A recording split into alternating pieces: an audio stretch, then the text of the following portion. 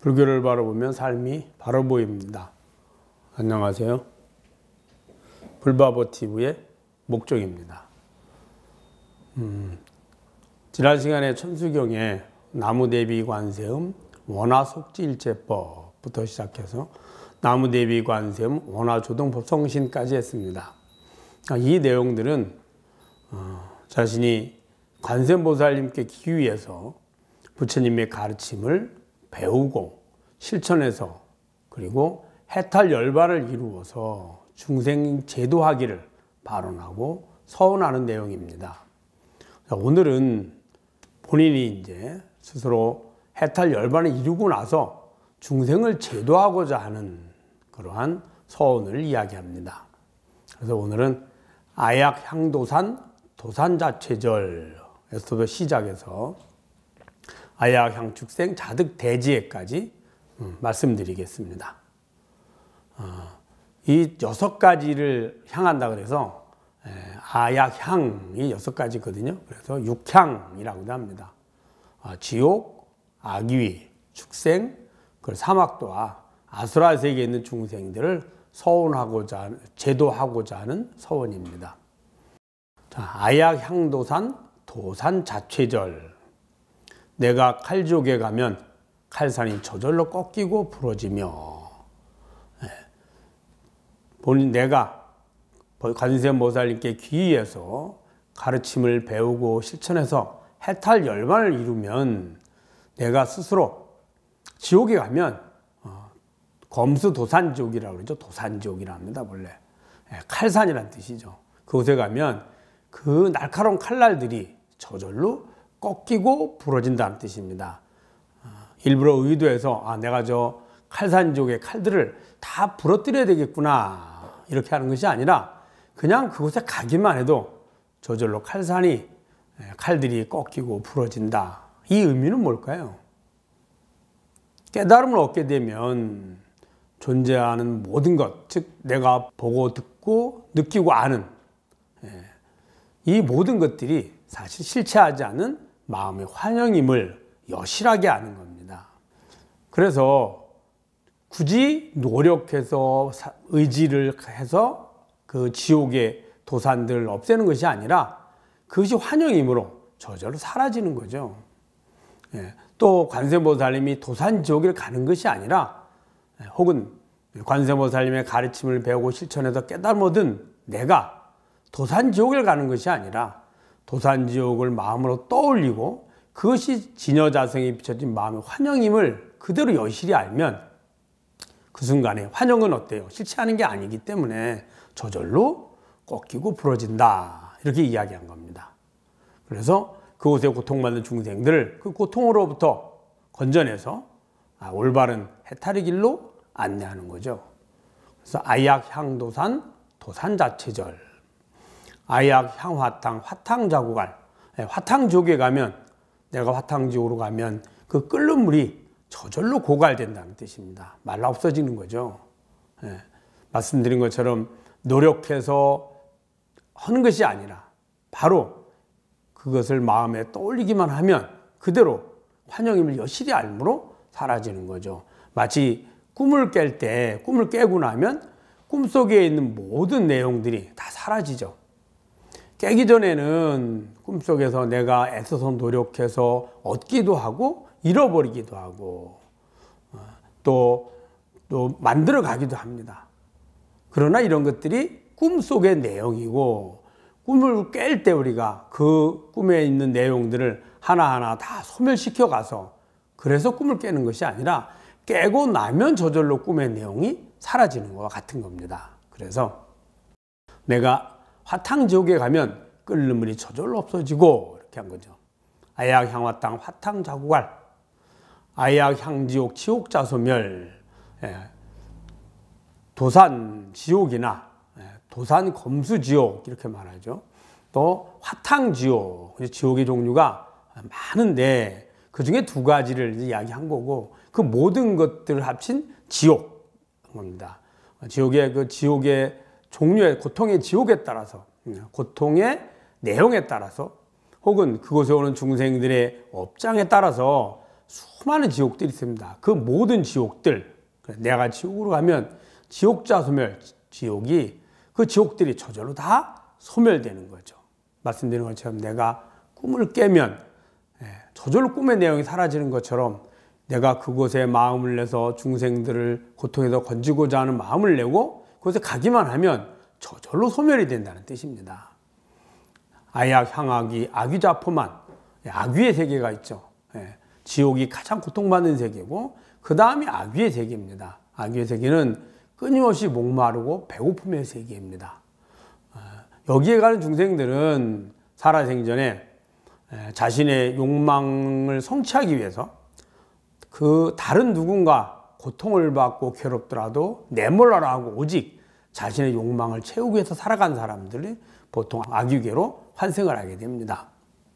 이제 그러면 그 끝없이 구했던 욕망을 얻고자 했던 그 마음이 그 가래가 아귀계로 만들어지거든요. 아귀계에 태어나면 끊임없이 목마르고 괴로운 거죠. 그래서 내가 아귀계로 가면 아귀들이 저절로 배가 부르고 가기만 하면 아귀들이 저절로 배가 부르는 것이 아니라 사실은 아귀계가 사라져 버리는 겁니다. 그다음에 아약향수라 악심자조복, 내가 아수라의 세계에 가면 그 악한 마음, 경쟁하고 이기고 싶고 한 그 마음이 저절로 사라진다, 이렇게 한 겁니다. 또 아약향 축생 자득대지에, 내가 축생의 세계로 가면 축생들 스스로 지혜를 얻게 되는 거죠.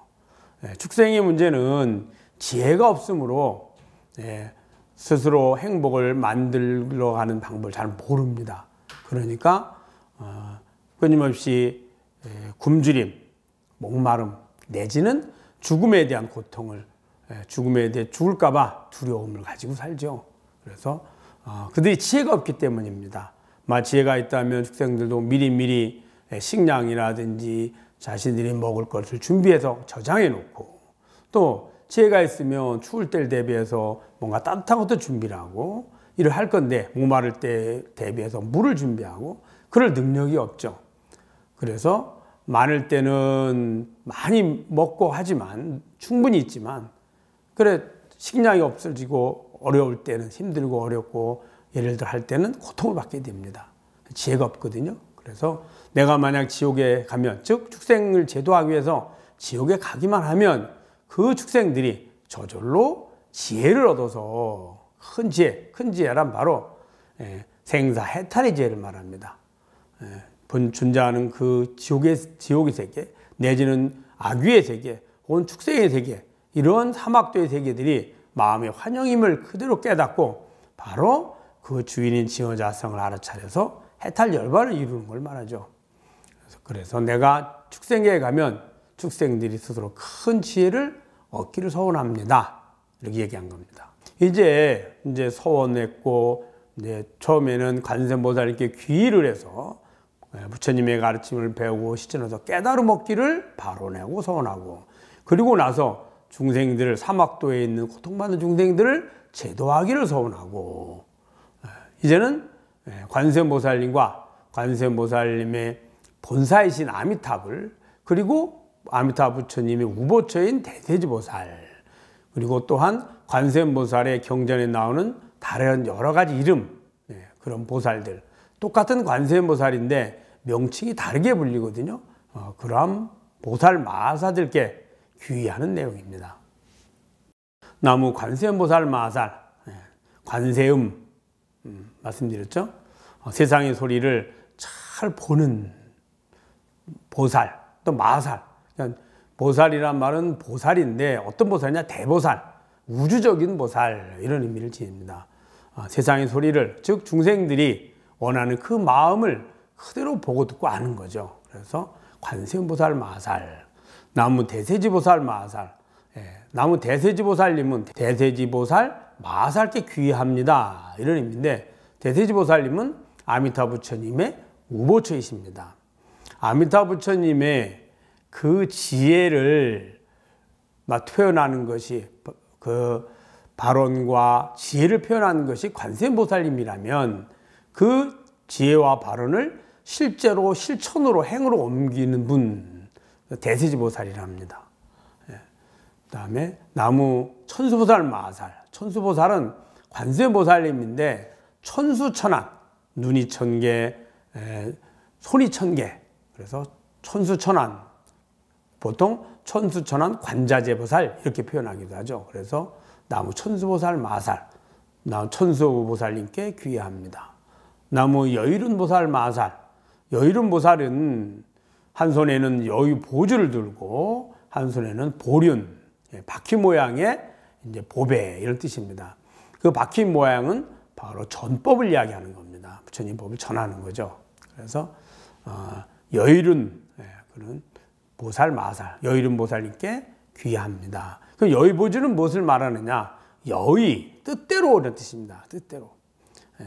관세음보살님이 당신의 깨달음의 지혜와 공덕으로 중생들을 그들이 원하는 대로 이끌어주고 소원을 지켜주고 고통에서 벗어나서 생사의 고통에서 벗어나서 해탈열반으로 안내하는 그런 구슬이죠. 지혜의 구슬이요 마음의 구슬입니다. 사실은 이 여의보주는 중생 누구나가 지니고 있는 진여 자성의 모습이기도 합니다.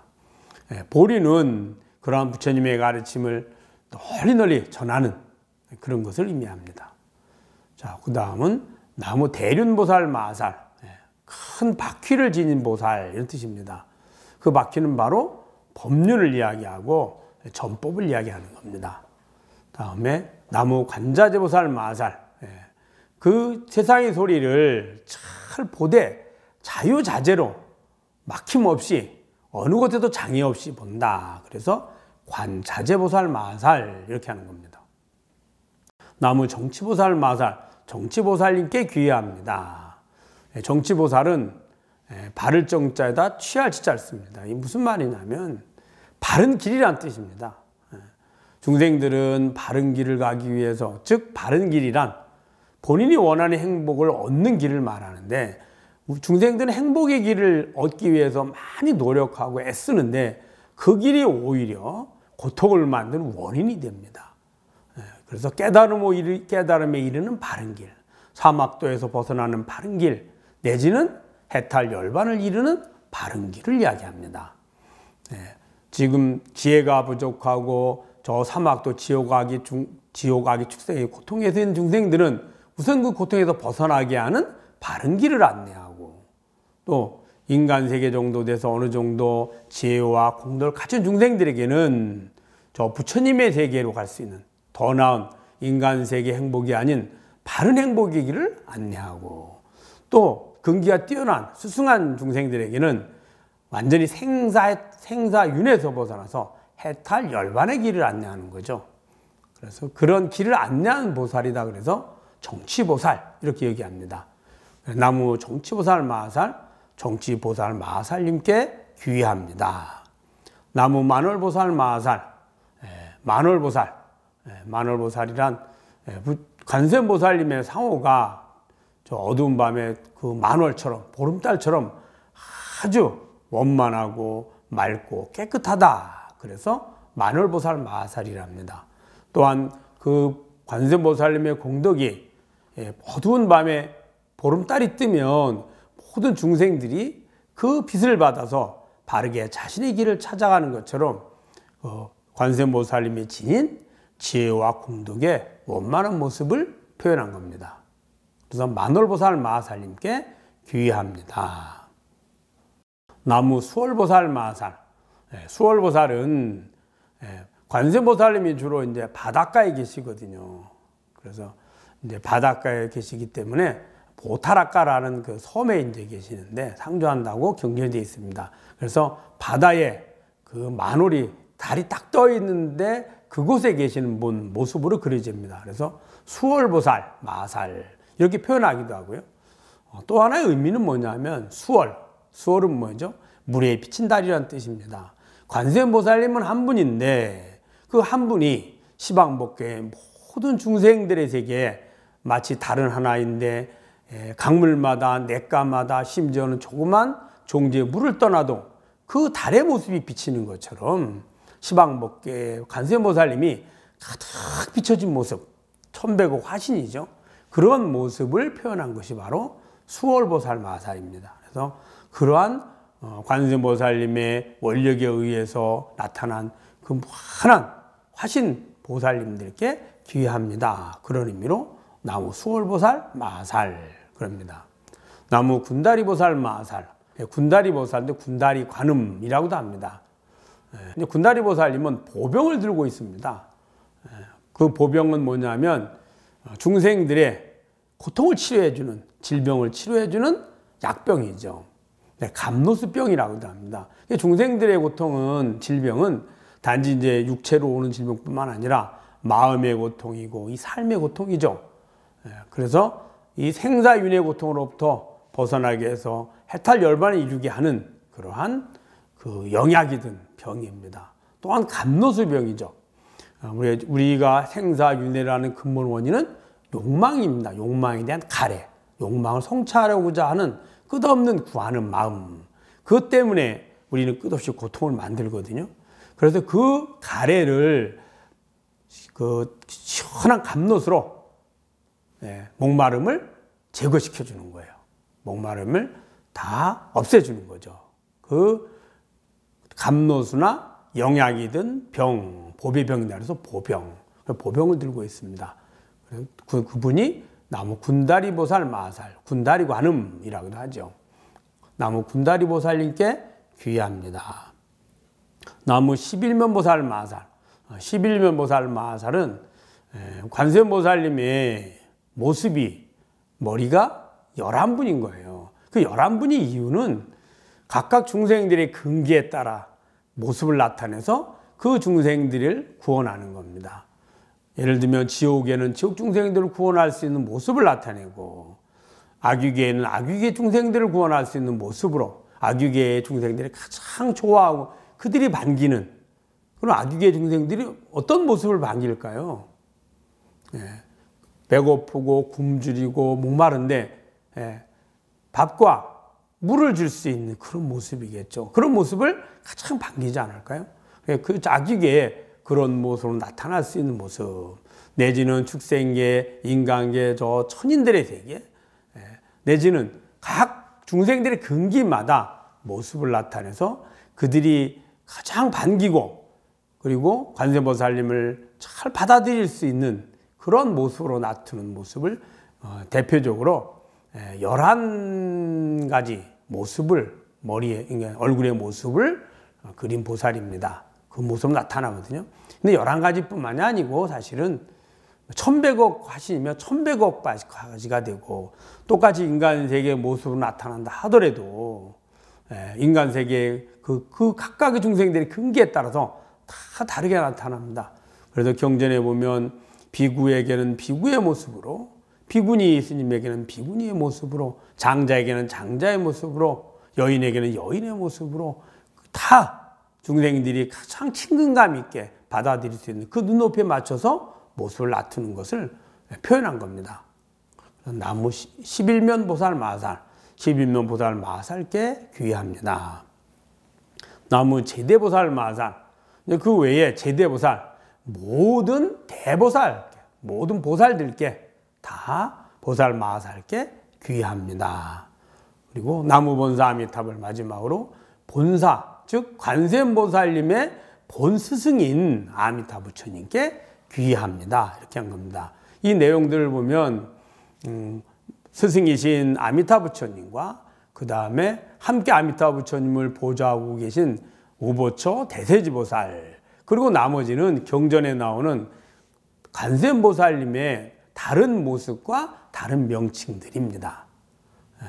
여러분 잘 아셨죠?